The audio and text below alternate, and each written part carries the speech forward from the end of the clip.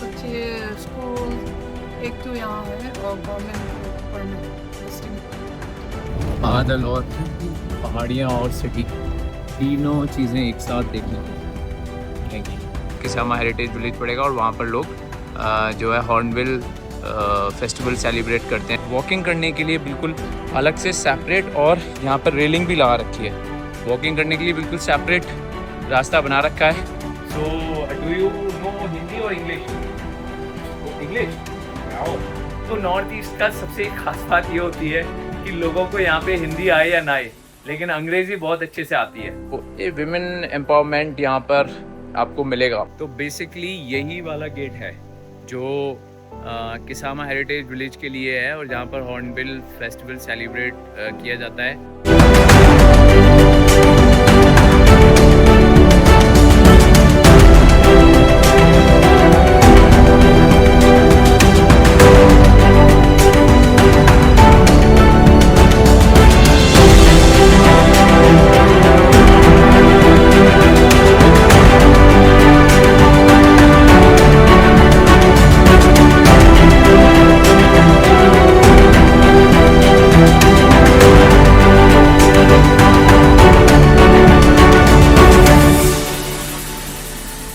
Hi, good morning. This is Dushan. In last vlog, I told you that we are staying at Jwalamukhi, and today we have started from Jwalamukhi for Kohima, and our vlog will be based on Kohima today. So now we have left from Jwalamukhi, and around 10 kilometers away from Jwalamukhi, we will be entering to Maram. तो मरम में घुसने के बाद फिर हम सीधा straight ज़खामा होते हुए कोहिमा पहुंचेंगे। और जैसे मैंने लास्ट ब्लॉग में बताया था, मरम जो जगह है मणिपुर की, उसके बारे में, तो मरम इज़ एक्चुअली दी सब ट्राइब ऑफ नागा।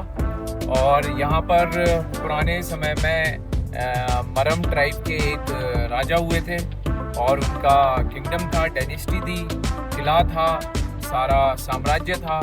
तो उसके बेसिस पे यहाँ पर आज भी राजा की बहुत सारी चीज़ें, किले वगैरह सब कुछ अभी भी सारा आर्काइव में है।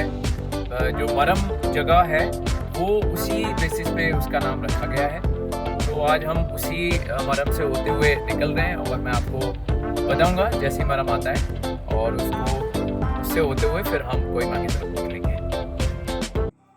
तो हम देखेंगे कि जैसे ही हम इंडिया के मैप को जूम करते हैं और फिर नॉर्थ ईस्ट वाले पार्ट को जूम करते हुए मणिपुर में जाते हैं, तो मणिपुर में देखेंगे कि सबसे पहले इम्फाल, और इम्फाल को कनेक्ट करता हुआ नेशनल हाईवे जो कांगपोकपी और सेनापति होता हुआ जाता है। यहीं सेनापति और मरम बाज़ार के बीच में ज्वालामुखी पड़ता है, और इसी ज्वालामुखी से आगे बढ़ते हुए मरम के बाद तदूबी, और तदूबी जो कि मणिपुर का पार्ट है, तदूबी से आगे बढ़ते हुए ज़खामा जो कि नागालैंड का सबसे पहला सिटी पड़ता है। उसके बाद फिर कोहिमा जो कि नागालैंड का कैपिटल है। आप देखेंगे तो ज़खामा मणिपुर और नागालैंड बॉर्डर का पहला सिटी पड़ता है। तो हम अभी मरम में एंटर कर चुके हैं। आप सामने देखेंगे तो एक यहाँ पे लिखा हुआ है आई लव मरम। तो मरम के बारे में मैंने जैसा आपको बताया था, नागा की सब ट्राइब है, और इसके एक राजा थे जिनके जो मरम किंग थे, तो उसी के बेसिस पे इस जगह का नाम मरम रखा गया है। काफ़ी ट्रैफिक वगैरह है यहाँ पे। एक्चुअली अभी हम जो मूव कर रहे हैं, जो ज्वालामुखी से कनेक्ट हो रहा है, वो है नेशनल हाईवे 2। और जो नेशनल हाईवे 2 है वो सिर्फ एक ही लिंक है जो मणिपुर से ज्वालामुखी और मरम को कनेक्ट करता हुआ कोहिमा की तरफ निकलता है। तो ये एक ही लिंक है, इसकी वजह से कभी कभी यहाँ पर ह्यूज ट्रैफिक देखने को मिलता है और रोड की कंडीशन बहुत ज़्यादा अच्छी नहीं है। जैसे मैंने बताया कि मणिपुर में आपको रोड की कंडीशन कहीं पे बहुत अच्छी मिलेगी, कहीं पे बहुत ख़राब मिलेगी, और उसका बेसिक रीज़न यही है कि यहाँ के कुछ लोकल ग्रुप्स हैं, जो भी गवर्नमेंट की स्कीम होती है, रोड कंस्ट्रक्शन होता है, कुछ भी होता है, उसमें वो हमेशा इशू क्रिएट करते हैं। और कभी कभी तो ऐसा होता है आधा कोई काम हो जाता है और आधा काम अटक जाता है। तो इसी प्रकार से इस रोड में भी कहीं कहीं पर ये बहुत अच्छा कंस्ट्रक्ट किया गया है और कहीं कहीं पर इस रोड की बहुत ही ज़्यादा हालत ख़राब है। तो ज्वालामुखी और मरम को क्रॉस करने के बाद अभी हम जखामा पहुंचने वाले हैं और जखामा पहुंचने के बाद फिर कोहिमा एक्सिस की तरफ मूव कर देंगे। कोहिमा जो कि नागालैंड का कैपिटल है। कोहिमा के बारे में कुछ चीज़ें बताना चाहूँगा कि कोहिमा जो है वो 1878 में अंगामी नागा ट्राइब थी जिसका एक गांव था, और उसी अंगामी नागा ट्राइब का एक अंगामी वर्ड था जो वाइल्ड फ्लावरिंग प्लांट है, केहवरिया। तो केहवेरा एक प्लांट है, उसके नाम पर इस कोहिमा को रीनेम किया गया था। एंड 1878 में कोहिमा को नागा काउंसिल का डिस्ट्रिक्ट बना दिया था, जो एक independent Naga council, Naga government run होता था, तो उसका डिस्ट्रिक्ट बना दिया था कोहिमा को। उसके बाद फिर 19th सेंचुरी में क्या होता है कि जब ब्रिटिशर्स इंडिया में आए और बर्मा में घुसे, तो उन्होंने अपना कंट्रोल कोहिमा पे करने की कोशिश की, बिकॉज वो असम और मणिपुर के बीच में अपना ट्रेड मेंटेन करना चाहते थे, और असम और मणिपुर को कनेक्ट करने के लिए कोहिमा पे कब्ज़ा होना बहुत ज़रूरी था। तो इस वजह से उन्होंने कोहिमा पर कब्ज़ा करने की कोशिश की, और कब्ज़ा ही नहीं, एक तरीके से उन्होंने कोहिमा के लोगों से मिलके एग्रीमेंट के साथ उस पर अपना ब्रिटिश रूल चालू कर दिया। फिर 1944 में जब वर्ल्ड वॉर 2 चल रहा था, तो उस दौरान वर्ल्ड वॉर 2 के दौरान जब जापानीज़ आर्मी ने अटैक किया, तो यहाँ की जो ब्रिटिश आर्मी थी और जो इंडियन ट्रूप्स थे, जिसको एलाइड फोर्सेस बोलते थे, उन्होंने डटकर मुकाबला किया, और जो इंडिया में घुसना चाहती थी जापानीज़ फोर्स, उसको वहीं रिस्ट्रिक्ट कर दिया और उसको अंदर नहीं घुसने दिया। तो वो बहुत ही, मतलब आज भी सबसे फेमस वॉर माना जाता है, जिसको बैटल ऑफ कोहिमा बोला जाता है। और जो कोहिमा में वॉर मेमोरियल है और जो म्यूज़ियम सेमेट्री है उस वॉर से रिलेटेड, उसमें सारी चीज़ें बताई गई हैं कि how allied forces have fought the war against Japanese forces. तो इस तरीके से सारी चीज़ें चलती आई। फिर 1963 में नागालैंड को इंडिपेंडेंट स्टेट बता दिया गया, घोषित कर दिया गया, और फिर उसके बाद 1963 में ये इंडियन यूनियन का पार्ट हो गया। तो ये एक स्मॉल हिस्ट्री थी कोहिमा के बारे में और नागालैंड के बारे में, और जो भी और भी चीज़ें होंगी मैं आपको बताऊंगा। अब चलते हैं हम जखामा को क्रॉस करते हुए कोहिमा की तरफ। यहाँ का एक किसामा हेरिटेज विलेज है, जहाँ पर हॉर्नबिल फेस्टिवल सेलिब्रेट किया जाता है in every December month of every year. तो और वो वर्ल्ड वाइड फेस्टिवल होता है, जो दुनिया भर से लोग आते हैं वहाँ पे सेलिब्रेट करने के लिए। इंडिया के बहुत सारे लोग पहुँचते हैं। तो काफ़ी रिनाउंड फेस्टिवल है, जो काफ़ी विख्यात है और जिसकी चर्चाएं देश में और विदेश में भी होती हैं, जहाँ पर ये हॉर्नबिल फेस्टिवल सेलिब्रेट किया जाता है। तो ये एक बेसिक जानकारी थी कोहिमा के बारे में। तो अभी मैंने देखा कि ये बहुत ही प्यारा सा व्यू मेरे को दिखाई दिया। यहाँ पर आप देखेंगे पीछे पहाड़ी है, और पहाड़ी के बाद फिर एक छोटी पहाड़ी है, और इस छोटी पहाड़ी पर एक पूरा गांव बसा हुआ है। तो ये यहाँ पर मैंने अपनी गाड़ी रोक के मैंने कहा इसको पक्का कैप्चर किया जाए। बहुत ही ब्यूटीफुल व्यू जो है देखने को मिला, तो मैंने कहा इसको अपने कैमरे में ज़रूर कैप्चर किया जाए। तो ये ज्वालामुखी से निकलने के बाद जखामा से जस्ट पहले एक जगह है। तो ये अभी हम एक लोकल मार्केट में आए, तदुबी जगह का नाम है, और मैम यहाँ पर शॉप लगा रखी हैं। क्या नाम है मैम आपका? शैली। तो शैली हैं जिन्होंने ये शॉप लगा रखी है। तो मैं दूर से लग रहा था कि ये कीवी है, बट पास आके देखा तो पोटैटोज है, आलू हैं, ये पॉलीथीन में भरे हुए। तो मैं बोला आलू तो हमारी तरफ भी बहुत सारा खेती में होता है। हाँ, ये क्या है? प्लम। Okay okay. और ये कौन सा फ्रूट है ये? पैशन। ओके। एंड ये ऑरेंज है ना?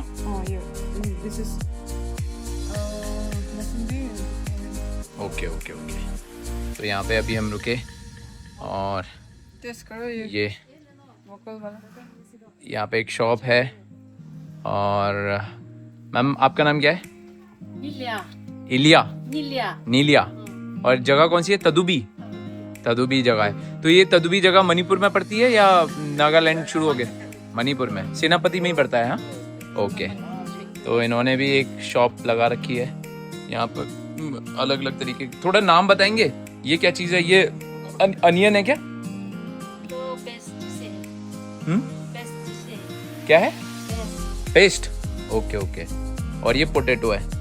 और ये क्या चीज़ है? ये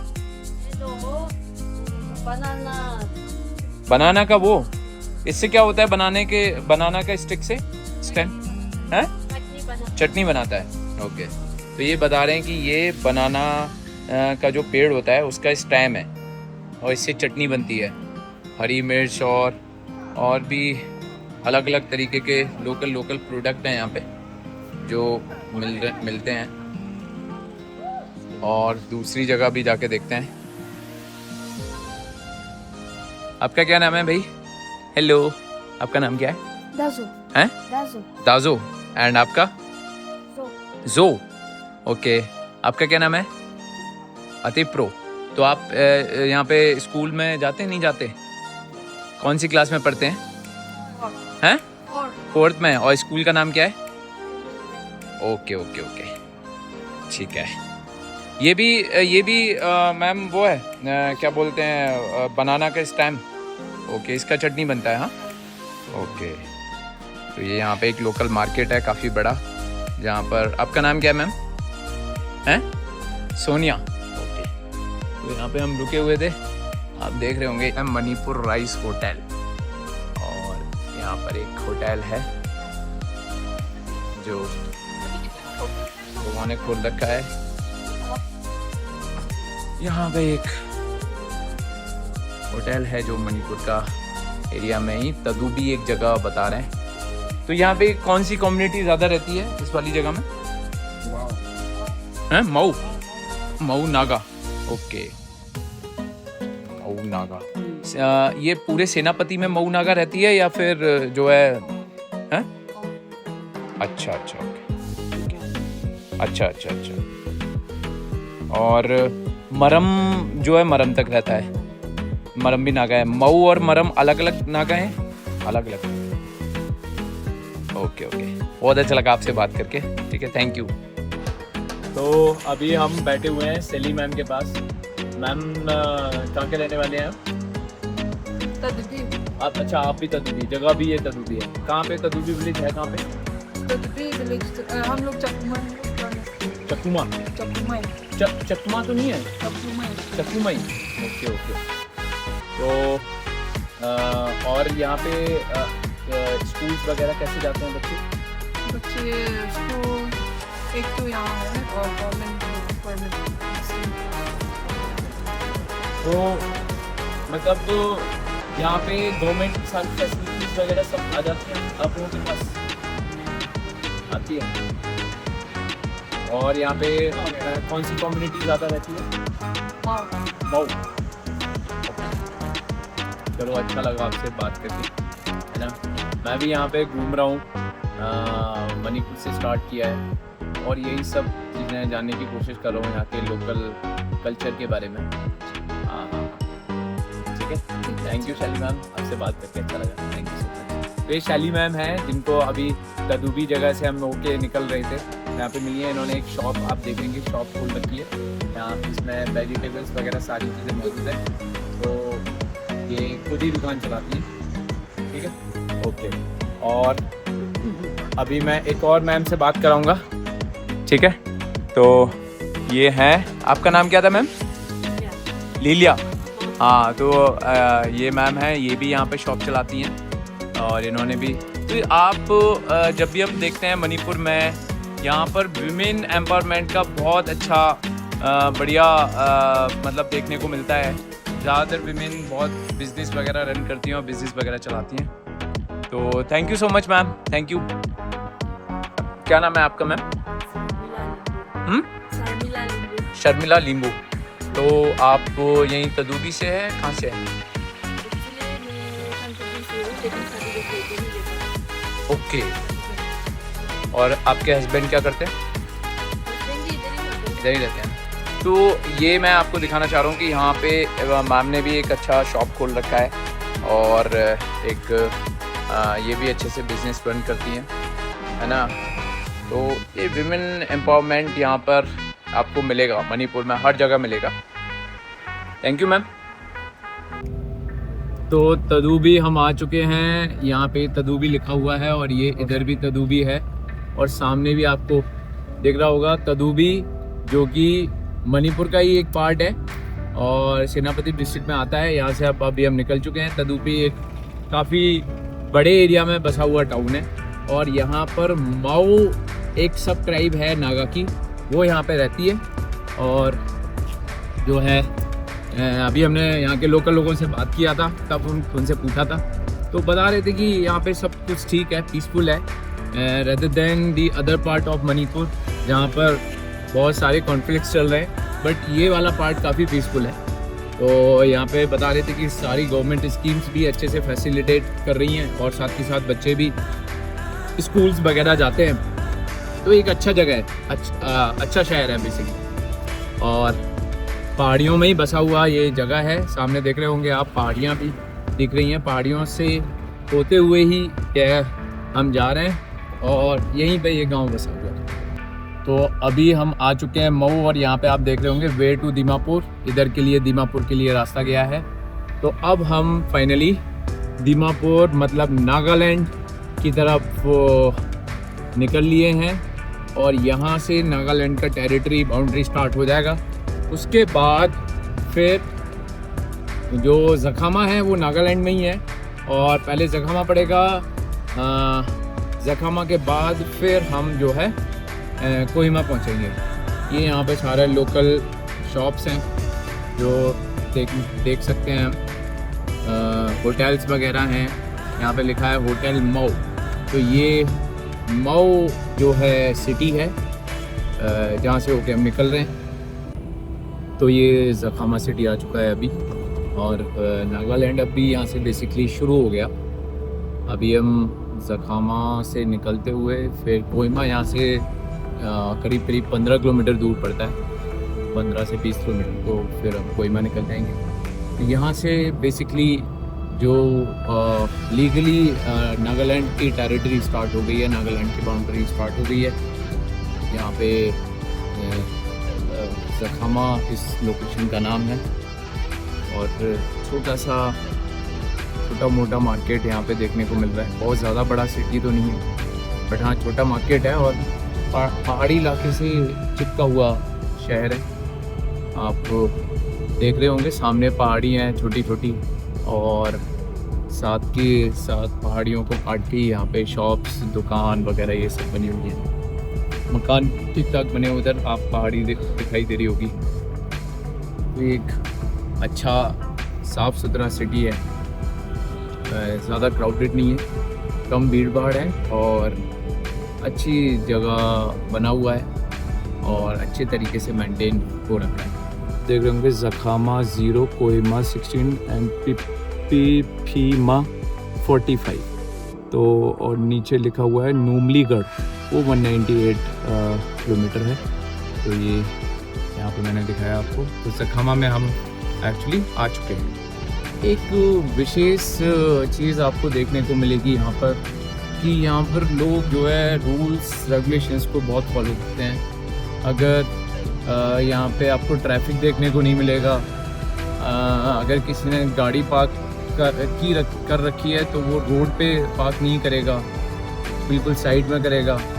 और यदि यहाँ पे ट्रैफिक किसी भी केस में अगर होता है तो कोई भी अननेसेसरली रॉन्ग साइड में गाड़ी ड्राइव नहीं करेगा। इसी कारण से नागालैंड के जितने भी सिटीज़ हैं and even north east for that matter, north east में जितने भी स्टेट्स हैं वो वेल मेंटेन्ड होते हैं, साफ़ सुथरे होते हैं और लोग यहाँ के रूल्स रेगुलेशंस को फॉलो करते हैं, अच्छे से फॉलो करते हैं। और यही इसी कारण से ये स्टेट्स हैं वो थोड़े डिफरेंट हैं। यहाँ पे पहाड़ी इलाके में रहते हुए पहाड़ों को अच्छे से मेंटेन रखना, ग्रीन वेजिटेशन को मेंटेन रखना, पेड़ पौधों को मेंटेन रखना, साफ़ सफाई रखना, और जो भी गवर्नमेंट के रूल हैं एक स्टेट को, एक सिटी को अच्छे से रन करने के लिए उन रूल्स वगैरह को मेंटेन करना। तो ये सारी चीज़ें यहाँ के लोगों में पहले से ही, बचपन से ही ये सारी चीज़ें आती है लोगों को और इन सब चीज़ों को वो फॉलो करते हैं। तो अभी जैसे जैसे हम कोहिमा की साइड में बढ़ते जा रहे हैं वैसे वैसे जो पहाड़ियाँ हैं वो और ऊंची होती जा रही हैं और पहाड़ी इलाका और बढ़ता जा रहा है। थोड़ा थोड़ा सर्दी भी शुरू हो गई है। जब हम ज्वालामुखी से स्टार्ट किए थे तो वहाँ इतनी सर्दी नहीं थी क्योंकि वहाँ पहाड़ी इलाका तो था बट इतना एल्टीट्यूड इतना ज़्यादा नहीं था पहाड़ी का, बट यहाँ पे एल्टीट्यूड काफ़ी ज़्यादा है और इसी कारण से टेम्परेचर जैसे जैसे एल्टीट्यूड बढ़ता जाता है टेम्परेचर लो होता जाता है और सर्दी बढ़ती जाती है। तो यहाँ पे आप देख रहे होंगे पहाड़ियाँ हैं काफ़ी ऊंची ऊंची। जैसे जैसे पहाड़ियों के ऊपर हम चढ़ते जा रहे हैं बाय रोड वैसे वैसे यहाँ पे सर्दी का मौसम बढ़ता जा रहा है। काफ़ी देखेंगे तो बहुत ही अच्छा यहाँ पे नेचर का लुक दिखाई देता है। पहाड़ियाँ और ग्रीन वेजिटेशन से घिरा हुआ यह शहर और बिल्कुल क्राउड नहीं है। घर दुकान काफ़ी दूरी दूरी और गैप पर बने हुए हैं। तो बड़ी शांति है, पीसफुल है, पॉल्यूशन नहीं है। तो यही ख़ास बात है यहाँ के नॉर्थ ईस्ट स्टेट्स की। यहाँ पे पॉपुलेशन बहुत ज़्यादा नहीं मिलेगी आपको, पॉल्यूशन बहुत ज़्यादा नहीं मिलेगा, लेस क्राउडेड सिटीज़ होंगे, वेल मेंटेन्ड होंगे। तो comparison of the metro cities in north India and other parts of India, यहाँ पे पीस आपको मिलेगी और पीसफुल इन्वायरमेंट मिलेगा, पॉल्यूशन फ्री इन्वायरमेंट मिलेगा। इसलिए अधिकतर हम सुनते हैं कि लोग अपने वैकेशंस को व्यतीत करने के लिए नॉर्थ ईस्ट की तरफ आते हैं। जनरली पहाड़ियों को एक्सप्लोर करने के लिए अपने वैकेशंस को बिताने के लिए यहाँ पे आते हैं। ये देखिए कितनी अच्छी सुंदर पहाड़ी बिल्कुल सामने है, सूरज की किरणें आ रखी हैं। तो ये यहाँ का जो है मन को मोह देने वाले दृश्य हैं जो देखने को मिलते हैं। साफ़ सुथरा शहर, वेल मेंटेन्ड शहर, रूल्स रेगुलेशन फॉलो करने वाले लोग यहाँ पर। ये ख़ास बातें हैं एक नॉर्थ ईस्ट स्टेट की। और अभी हम नागालैंड में एंट्री कर चुके हैं, नागालैंड में की तरफ निकल रहे हैं। और ज़खामा जो फर्स्ट सिटी पड़ता है नागालैंड का, जब हम मणिपुर से आते हैं तो वो हमने क्रॉस कर दिया है। और अब हम यहाँ से मात्र 15 किलोमीटर दूर कोहिमा पड़ता है, तो कोहिमा की तरफ चल दिए हैं। और कोहिमा में पहुँचने के बाद फिर कोहिमा को एक्सप्लोर करेंगे और वहाँ पर आपको वहाँ के लोकल लोगों से बात करेंगे, मिलेंगे और वहाँ के बारे में जानेंगे। तो चलते हैं अभी कोहिमा। और ज़खामा को एक्चुअली क्रॉस कर चुके हैं। तो ज़खामा से जब हम क्रॉस करते हैं तो ज़खामा और कोहिमा के बीच में एक ये बहुत ही सुंदर, मन को मोह देने वाली ये देखने को मिली नेचुरल ब्यूटी। तो मैंने कहा इसको कैप्चर करते हैं, आप देखेंगे। तो पीछे पूरा आपको दिखाई दे रहा होगा, आपको दिखाता हूँ। ये पूरा जो है एरिया पूरा पहाड़ी इलाका है, बहुत अच्छा, एकदम मन को मोह देने वाला दृश्य है ये जो देखने को मिला। और ये आप देखेंगे तो, और यहाँ पे एक सिटी भी दिख रहा होगा आपको सामने, जो बिल्कुल पहाड़ी के जस्ट ऊपर बसा हुआ है। तो तो मैंने कहा इसको अपने कैमरे में कैप्चर किया जाए। और ये ज़खामा से कोहिमा की तरफ हम जब निकलते हैं तब ये पूरा दृश्य देखने को मिलता है। पहाड़ियों की एक बहुत बड़ी श्रृंखला है। आप देखेंगे आगे की साइड में भी यहाँ पे ये वाला एरिया भी पहाड़ियाँ हैं, और फिर आप पीछे वाले एरिया में भी देखेंगे तो पीछे वाला भी एरिया पूरा पहाड़ी इलाका है। तो ये यहाँ पे बहुत ही ब्यूटीफुल जो है नज़ारा देखने को मिला। क्लाउड्स हैं वो बिल्कुल घेर रखा है पहाड़ियों को। तो इसी तरीके के कुछ और आकर्षक अट्रैक्टिव जो पिक्चर्स देखने को मिलेंगी वो मैं अपने मोबाइल में कैद करता रहूँगा। तो एक चीज़ और मैं आपको बताना चाहता था। ये सामने पहाड़ियों के जस्ट नीचे लोगों ने, यहाँ के लोकल लोगों ने पहाड़ियाँ काट के, और ये देखिए बिल्कुल छोटी छोटी क्यारी तैयार की हैं इन्होंने, छोटे छोटे खेत तैयार किए हैं, और उसमें धान की फसल को अभी कुछ समय पहले रोपा है। फसल काफ़ी बड़ी भी हो गई है। और ये ऊपर से पूरी जो है, इसको हम बचपन में पढ़ते थे स्कूल में, झूम कल्टीवेशन बोलते हैं इसको। तो ये स्टेप फार्मिंग होती है, स्टेप वाइज क्यारी बनाई है जो नीचे से लेके ऊपर तक चढ़ रही हैं। तो ये लोगों की एक यहाँ पे एक आर्ट है एक तरीके का, जो इन्होंने क्रिएट किया है, और जिसकी वजह से वो यहाँ पर खेती भी करने में सक्षम है।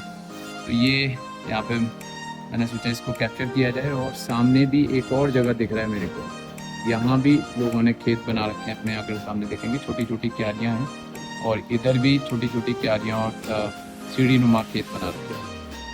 तो ये यहाँ की ख़ास बात है लोगों की, जो पहाड़ियों में भी अपना गुज़र बसर बहुत अच्छे से करते हैं। ये देखिए ये पहाड़ी के ऊपर दो जो है घर बने हुए हैं। ये है ब्यूटीफुल दृश्य पहाड़ियों में। तो ये ज़खामा के पास ही एक नागा हेरिटेज विलेज के नाम से एक बहुत बड़ा गेट है। यहाँ पे ये हॉर्नबिल फेस्टिवल का बोर्ड लगा हुआ है।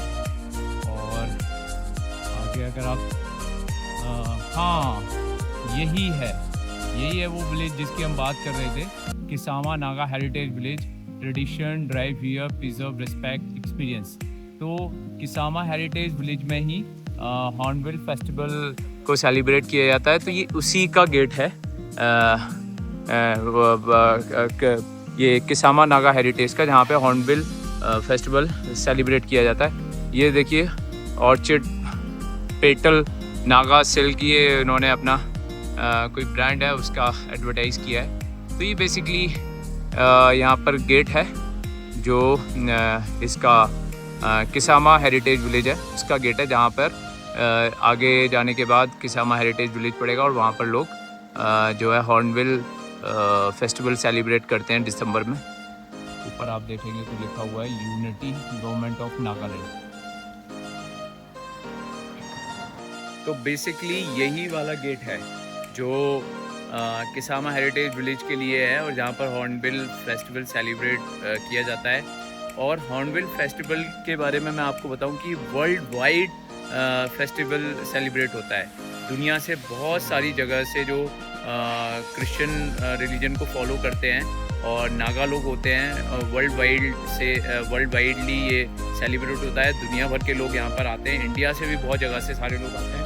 और यही जो गेट है ये सीधा उस विलेज के लिए गया है जहाँ पर ये फेस्टिवल सेलिब्रेट किया जाता है। तो अभी हम कोहिमा आ चुके हैं। आप देख सकते हैं स्ट्रेटल cattle breeding farm lady Kohima, establish 1966 में ये गेट बना था। तो यहाँ पे कोहिमा हम आ चुके हैं। ये फार्म कॉम्प्लेक्स मैप लगा हुआ है। तो ये पूरा कोहिमा सिटी है, आप देख सकते हैं। ये पूरा पहाड़ी इलाके पे बसा हुआ कोहिमा सिटी, और काफ़ी डेंसर ये बसा हुआ है, और बिल्डिंग्स काफ़ी बड़ी बड़ी हैं। पूरा कोहिमा सिटी है। और यहाँ पे आप देखेंगे इस साइड में सारी पहाड़ियाँ हैं, इस साइड में पूरा पहाड़ियाँ हैं। यहाँ थोड़े थोड़े कुछ 2-1 घर बने हुए हैं टिन शेड के, और पक्के मकान बने हुए हैं।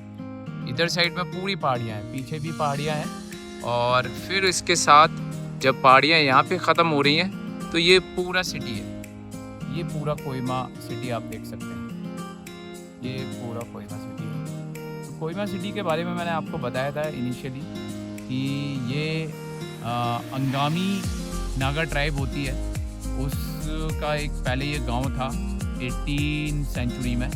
तो अभी सामने एक और देखना, यहाँ भी कुछ बसावट है, बिल्कुल सामने ऊपर बिल्कुल टॉप पर है, ये हिल टॉप पर, यहाँ भी कुछ घर बने हुए हैं। तो 18th सेंचुरी में ये अंगामी नागा ट्राइब का विलेज था।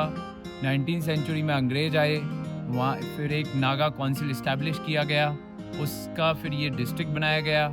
और फिर 1944 में जब जापानीज़ ने अटैक किया तो ये जो अलाइड फोर्सेस थी, जो इंडियन ट्रूप्स और ब्रिटिश फोर्सेस थी, उन्होंने मिलकर जापानीज़ फोर्सेस को इंडिया में अंदर घुसने से रोक दिया। और 1963 में ये कंप्लीट स्टेट बना और इंडियन यूनियन से जुड़ा, तब से ये इंडिया का एक हिस्सा है। नॉर्थ ईस्ट के स्टेट्स में एक ख़ास बात ज़रूर मिलती है, स्पेशली सिटीज़ में, कि यहाँ पर जैसे साइड में रोड है तो वॉकिंग करने के लिए बिल्कुल अलग से सेपरेट, और यहाँ पर रेलिंग भी लगा रखी है, वॉकिंग करने के लिए बिल्कुल सेपरेट रास्ता बना रखा है, ताकि किसी भी तरीके की जो वॉक करने वाले लोग हैं उनको कोई परेशानी ना हो और किसी भी तरीके के कोई भी एक्सीडेंट से बचा जा सके। तो ये यहाँ की ख़ास चीज़ें होती हैं। जैसा मैंने बताया था कि लोग यहाँ के बहुत ज़्यादा डिसिप्लिन होते हैं। तो मैं अभी आके बैठा हुआ हूँ यहाँ पे, 3 बच्चे आके बैठे हुए हैं छोटे छोटे, आप देख सकते हैं। तो आपका क्या क्या नाम है भाई? तुम्हारा नाम क्या है? रीमा जुलू। एंड आपका नाम? Povito. And your name? Mohini. Morning sir. Okay okay. So do you know Hindi और इंग्लिश? इंग्लिश। वाओ। तो नॉर्थ ईस्ट का सबसे खास बात ये होती है कि लोगों को यहाँ पे हिंदी आए या ना आए, लेकिन अंग्रेजी बहुत अच्छे से आती है। तो आप in which school do you study? Trinity. Okay. And which class do you study? 7th. Great. And you belong to Kohima only? Huh? Wow, great. So I just want to say that please keep working hard, and please study hard and get good marks in your exams and get a good job in the future, and please respect your parents. So I'm from Delhi. I have a small piece of advice for you. Okay? So this is my vlog and you will come in my vlog. Okay? So thank you so much. Thank you. Take care. Bye. तो अब अभी हम कोहिमा से निकल रहे हैं। But यहाँ की ख़ास बात है, काफ़ी देर से यहाँ पे ट्रैफिक लगा हुआ है और दूसरा साइड बिल्कुल खाली था अभी काफ़ी देर पहले तक, लेकिन कोई भी यहाँ पे गलत रॉन्ग साइड से कभी भी गाड़ी नहीं निकालता है। ये नॉर्थ ईस्ट स्टेट्स की ख़ास पहचान होती है, चाहे कितनी भी देर हो जाए, बट वो they never go through the wrong side. And this is the beauty that people follow the traffic rules and regulations very carefully in northeast states. अभी हम कोहिमा से होकर निकल रहे हैं और यहाँ पर आप देख रहे होंगे बहुत अच्छी शॉप्स, मार्केट बहुत फैला हुआ है। इधर मॉल्स वगैरह हैं, अच्छे शॉप्स हैं, मॉल्स हैं, शोरूम्स हैं, काफ़ी बड़ा मार्केट है, मेगा मार्केट है कोहिमा में। और वैसे भी ये नागालैंड का कैपिटल है, काफ़ी ठीक ठाक क्राउड है यहाँ पे और देश के अलग अलग कोने से लोग यहाँ पर वैकेशन व्यतीत करने के लिए आते हैं, छुट्टी मनाने के लिए आते हैं। और सामने आप देख रहे हैं जगह लिखा हुआ है Kohima is the mirror of Nagaland. आगे रुकिए, ये Kohima is the mirror of Nagaland. तो अभी हम कोहिमा होके ही निकल रहे हैं। ये बड़ा सा कोटेशन है। सामने आप देख रहे होंगे ये पूरा स्टेट यहाँ पर, पूरा सिटी यहाँ पर बसा हुआ है पहाड़ी के, बिल्कुल पहाड़ी पूरी इस सिटी ने कवर कर रखी है। तो ये मार्केट एरिया है बेसिकली, और इधर साइड में आप देखेंगे यहाँ पर ये पूरा सिटी बसा हुआ है, पूरा कोहिमा सिटी है और काफ़ी एरिया में बसा हुआ है, पूरी पहाड़ी कवर किया हुआ है।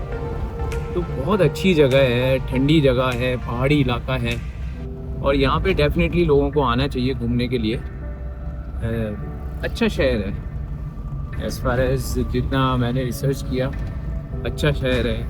आर्टिस्ट हैं यहाँ पे लोग, एक म्यूज़ियम भी यहाँ पे बना हुआ है पुराने टाइम का। ये देखिए ये, और ये सबसे बड़ा शहर, आपको ये शहर दिखाई देगा।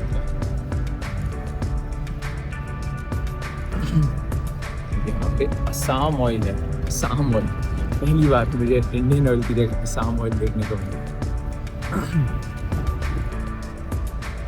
काफ़ी क्लोज से अगर आप देखेंगे, ये देखिए पूरा सिटी आपके सामने दिख रहा है। सिटी के जस्ट ऊपर पहाड़ी है, सिटी के जस्ट ऊपर पहाड़ी है, ऊपर बादल हैं और नीचे सिटी है। ये है ब्यूटी कोहिमा की, देख सकते हैं, बहुत ही शानदार देखने को मिला। सिटी ऊपर पहाड़ी, फिर उससे बादल चिपके हुए, और हम अभी कोहिमा से ही निकल रहे हैं, इस सुंदर सिटी से निकलते हुए जा रहे हैं। बहुत ही बढ़िया दृश्य देखने को मिला सामने, बादल और पहाड़ियाँ और सिटी, तीनों चीज़ें एक साथ देखने को मिलेंगी। ये देखो,